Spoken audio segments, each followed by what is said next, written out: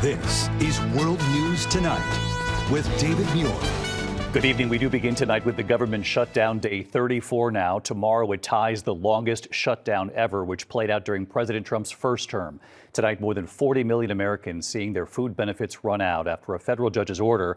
The Trump administration now says it will take steps to partially fund the SNAP program. Across the U.S. tonight, food banks are now seeing a surge of Americans in need. You can see their long lines of cars waiting to pick up supplies from California to Florida to the Northeast. We've heard from so many families who work and still do not have enough to pay the bills and to pay for food on the table. They count on this help. After a judge ordered the Trump administration to use emergency funds to pay for SNAP, the administration says those emergency funds will only cover a little more than half of the $8 billion needed to fund it just this month alone. On Capitol Hill, there is no sign of this stalemate breaking. Democrats say Republicans need to address health insurance premiums set to skyrocket for millions in addition to this hunger. Republicans have said we'll address health care later. ABC's Jay O'Brien leading us off from the Hill tonight. Tonight, with the country on the brink of the longest shutdown in history, fear and confusion for 42 million Americans after critical federal food assistance ran out over the weekend. Under order from a federal judge, the Trump administration now says it will tap all $4 billion remaining in SNAP's emergency funds to cover roughly half of the food program for November, but warning it will take a few weeks or even several months to pay out, leaving tens of millions of Americans in limbo like Simone Wilkes. It has been days where the kids eat and I'll just survive off water. We first met Simone, a working single mom, a week ago when she was already skipping meals to feed her 2 young boys. After SNAP ran out, the state telling her benefits will come but may be delayed. Tonight, we asked how much money she has left for food. $23. You have $23. Yeah. I do not know what I'm going to do. You're counting on that money now. How much do you have left in your SNAP account? 0. Across the country, more families turning to food pantries. Thank you so much. Tonight, gridlock on Capitol Hill not breaking. Democrats holding firm in the shutdown to force Republicans to come to the table on health insurance, with premiums set to skyrocket for millions of Americans, and calling on the Trump administration to keep SNAP afloat. Wouldn't the easiest way to fund SNAP just be for Democrats to vote to fund the government? No, the easiest way to fund SNAP is for the administration to do exactly what it's done in so many other instances. This is an intentional, vicious choice that Donald Trump and Republicans are making. But the administration saying there's little to no money left. President Trump promising he'll negotiate on health care after the government reopens. Democrats saying they don't believe him. We can fix it with the Democrats. All they have to do is let the country open and we'll fix it. And David, bottom line tonight, SNAP benefits for November will at minimum be reduced, and there's no telling when they'll go out. It could take weeks or months, the administration says. And tomorrow, this shutdown ties the record for the longest in U.S. history, a record set during the first Trump administration. David. Jay O'Brien leading us off here tonight. Jay, thank you. Also, the growing concern at airports across the U.S. amid this shutdown. Thousands of flights delayed or canceled. Major delays in Houston, Philadelphia, Newark, and JFK. A shortage of air traffic controllers not getting paid, many calling in sick. And there is concern not just about cancellations and delays, of course, but about safety, too. These controllers are responsible for keeping passenger jets safe as they take off and land. Here's Whit Johnson tonight.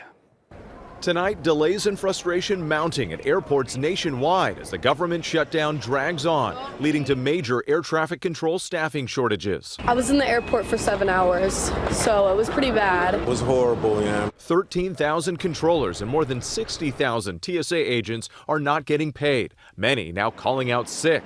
Today, this massive checkpoint line stretching outside the terminal at Houston's Bush Intercontinental Airport. The wait time, 3 hours. It's really long. Becca Pearson traveling from Colorado to Grand Cayman with her husband and 3 young children. We missed our flight yesterday, so when they told us to come back, they said get here 5 hours early. In the Northeast, it was the worst weekend for air traffic control staffing since the shutdown began. Thousands of delays stacking up at Newark, JFK, and Philadelphia. And it's not just about getting to your destination. It's about the safety of the planes themselves. The most recent incident, a close call at Boston's Logan Airport. A packed Delta flight attempting to land just as a smaller commuter plane was taking off on an intersecting runway. That Delta jet aborting its landing. What the heck? That was close. Yeah, man, not cool. Growing safety concerns tonight as controllers work without pay under tremendous pressure. We're seeing the risk build, and tomorrow will be less safe than today. You cannot continue to run a system where no one is paid. And David, as this shutdown continues, officials are sounding the alarm, not only about delays likely to get worse, but growing fears about the safety of our skies, especially with the Thanksgiving travel rush just 3 weeks away. David. Whit Johnson live at LaGuardia with thanks. Tonight now to the 2 suspects charged in the Halloween terror plot in Michigan. The FBI now raiding homes and a storage unit, finding multiple AR-15 style assault rifles. What were they allegedly planning to do? Here's Pierre Thomas now. Tonight, disturbing new details with the FBI now claiming that an alleged Halloween terror plot in Michigan was going to target the LGBTQ community in the suburbs of Detroit. The FBI says these are the images of an unfolding ISIS-inspired terror plot. Suspects buying guns and ammo at a local gun store and shooting at gun ranges. And tonight, federal authorities say they've recovered 3 AR-15 assault rifles, 2 shotguns, 4 handguns, and more than 1,600 rounds of ammunition, along with tactical gear. According to sources, the FBI felt compelled to launch these early Friday morning raids, seen here in video obtained by the TCD Dearborn News, after the men allegedly began conducting firearms training and making references to what authorities believe was Halloween. On October 24th, the FBI claims that one suspect posted the following statement in a group chat. "I talked to my brothers. We're going to do pumpkin." Those raids made for an antsy night of trick-or-treating on Friday. I think most people are honestly a little scared. The FBI charging Mohamed Ali and Majed Mahmoud with illegally acquiring guns that were to be used in the terror plot. But attorneys for at least one of the suspects say the FBI is overreaching, and that the men were gamers who used provocative language but had no intention of killing anyone. And David, in a sign authorities are taking no chances these days, an Illinois man has been charged with threatening to kill President Trump. The man allegedly posting on Instagram that he wanted to get guns and execute Trump. Police found no guns at his home, David, but they did find a crossbow. Pierre Thomas watching both of these cases tonight. Thank you. Election day, of course, tomorrow. All eyes on the race for mayor in New York City. Zohran Mamdani and Andrew Cuomo getting a bit closer in late polling with massive early turnout already. Here's Aaron Katursky. Today, in the closing hours of his come-from-nowhere campaign for mayor of America's largest city, frontrunner Zohran Mamdani marching across the Brooklyn Bridge, holding a banner reading, "Our time is now." We stand on the verge of ushering in a new day for our city. His leading rival, former Governor Andrew Cuomo, argues Mamdani, a 34-year-old assemblyman and self-described democratic socialist, will destroy the city. Socialism has not worked anywhere on the globe, not in Venezuela, not in Cuba, and it's not going to work in New York City. President Trump today urging New Yorkers to vote for Cuomo, saying you must vote for him and hope he does a fantastic job. He's capable of it, threatening to withhold federal funding from the city if Mamdani wins. I'm not a fan of Cuomo one way or the other, but if it's going to be between a bad Democrat and a communist, I'm going to pick the bad Democrat all the time. Late last night, Andrew Cuomo received Donald Trump's endorsement. Mamdani calls Cuomo the president's puppet. In neighboring New Jersey, Congresswoman Mikey Sherrill, a former Navy pilot, facing off against Trump-backed businessman Jack Ciattarelli in the governor's race. I'm angry that the cost of everything is going up for really no reason other than to line the president's pockets. Ciattarelli today surprised by his son Jake, an Army captain deployed to Kuwait. In the Virginia governor's race, former Congresswoman Abigail Spanberger pledging to stand up to Trump in a state that's home to thousands of government workers. We need a governor with a plan to see us through this time of chaos and challenge. Polls giving Spanberger the edge over her Republican opponent, Lieutenant Governor Winsome Earl-Sears. Don't believe those lying polls. You know why? Because they're trying to deflate us. And around here, David, there's such energy. A record-shattering 735,000 New Yorkers have already cast their ballot. That's 4 times as many early voters than in the last race for mayor. David? Yeah, really eye-opening numbers. Aaron Katersky tonight. Thank you, Aaron. We learned late today that Hollywood icon Diane Ladd has died. Tonight, her daughter, actress Laura Dern, paying tribute to her mother, the Oscar-nominated actress. Here's Deborah Roberts. Diane Ladd's career spanned 7 decades. Everybody, listen. We got us here a new girl, and her name is Alice. Appearing in more than 120 films and TV shows, she earned her first Oscar nomination playing Flo, a sassy waitress in the 1974 Martin Scorsese film Alice Doesn't Live Here Anymore. You don't like me very much, do you? Then a second nod in 1990 for her role playing the scheming on-screen mother to her real-life daughter, Laura Dern. Mama. And the David Lynch film Wild at Heart. You know who that was. And you know that you aren't. And I mean are not gonna see him ever. End of story. Then a third came a year later for her work in the film Rambling Rose, where, again, she starred alongside daughter Laura Dern, making history as the first time a mother and daughter had been nominated for the same film. Her daughter Laura by her side, writing, "She was the greatest daughter, mother, grandmother, actress, artist, and empathetic spirit that only dreams could have seemingly created." Diane Ladd was 89. Our thanks to Deborah Roberts tonight. And when we come back here celebrating 50 years of Good Morning America, Robin, George, Michael, inviting back all of the hosts, David Hartman, Joan London, Charlie Gibson, Diane Sawyer. You'll see the reunion here. A lot more news ahead tonight. 2 young girls thrown from a Ferris wheel, and news just in tonight on their condition. There's also dramatic images showing the collapse of a tower not far from the Colosseum in Rome. Workers trapped under this medieval tower, what we learned just a short time ago. And then closer to home, the urgent rescue off the East Coast tonight. Huge flames erupting on this boat. More in a moment here.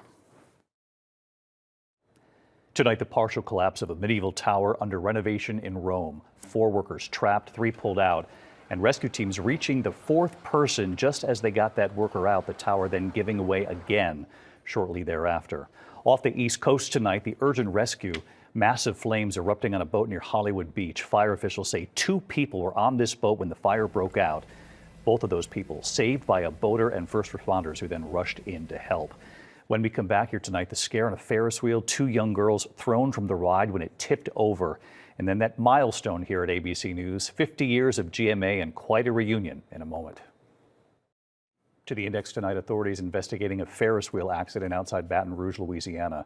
2 young girls thrown from a ride. Video shows the carriage the girls were riding in. Witnesses say the girls fell when the bucket got caught on wires. We did learn a short time ago one of the girls is now out of the hospital tonight. There's no word on the other. When we come back tonight, can you name this theme song? For many of you, it's going to take you right back to your childhood. Well, all of the hosts back together, 50 years of Good Morning America, and the reunion right after the break. Finally tonight here, happy 50th. GMA. Good morning, America. Good morning, America. Good morning, America. Good morning, America. Good morning, America. It's hard to put into words. To be a part of that legacy means everything. It's amazing to me that this show has started people's days for 50 years. I love it that people feel like we make their morning better. Maybe you haven't even brushed your hair or brushed your teeth, and you allowed us into your home. We used to think of it as sort of a warm hug. I always felt when that light comes on, the first thing we're saying is, we're here together. Good morning. I'm David Hartman. Today is Monday, November the 3rd. This is my daughter, Jamie. Good morning, America. Our pal Robin joins us here at the anchor desk. And I was wearing this terrible suit. My hair was perfectly coiffed. We call this home base, so I finally made it home, safe. But thank you both very much for your support since day one. I appreciate it. What a blessing. 50 years of GMA. So many moments of impact. I was sent to Omaha Beach, and I was really kind of overcome with emotion. All those guys died so that you could have your freedom. It's a humbling feeling. 9/11, and the thing you never, ever in your life could have imagined. We just got a report in that there's been some sort of explosion at the World Trade Center. Diane said, "Oh my God." And I said, "We're under attack." The next morning, I said to Diane, if I start to cry, you're going to have to pick up. And she said the same. The morning after Katrina, I had just found my mother, Charlie asking, did you find your family? They're okay. Mom's okay, sister's okay? They're all right. And for me to break down live on national television like that, it really was a moment that I'll never forget. Their travels around the globe, their adventures too. So I'm out at the end of the platform, and I remember saying, I sincerely hope this is not the last time I say, Good Morning America.